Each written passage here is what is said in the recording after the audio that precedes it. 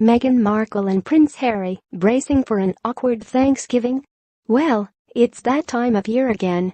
On Thursday, millions of Americans will gather to spew mouthfuls of mashed potato at their loved ones as they get all red in the face at the sight of kneeling football players.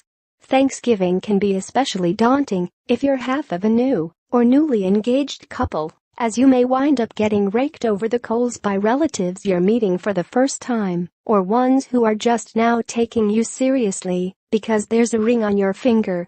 Are royals exempt from this sort of awkward encounter? Well, usually yes, since they don't celebrate Thanksgiving in the UK.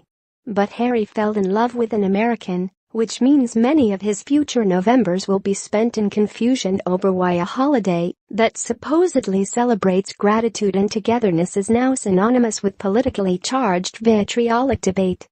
Fortunately, the couple will be spared any discussion of whose family to spend the holiday with, as Harry's kin is understandably not on board with a holiday that celebrates the act of fleeing England. Meghan has much to be grateful for this season, as not only will she soon be royalty, she's not officially engaged to Harry yet, but insiders say it's only a matter of time. She also made a major career change recently.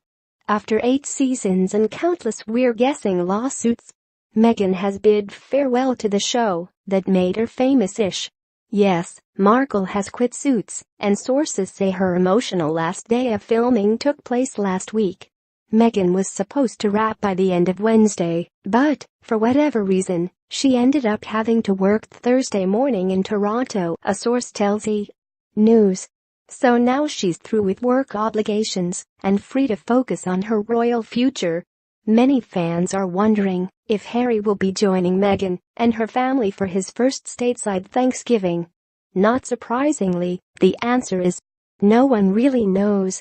Insiders say Harry is planning to join Meghan in law, but that hasn't been confirmed by any sort of royal schedule.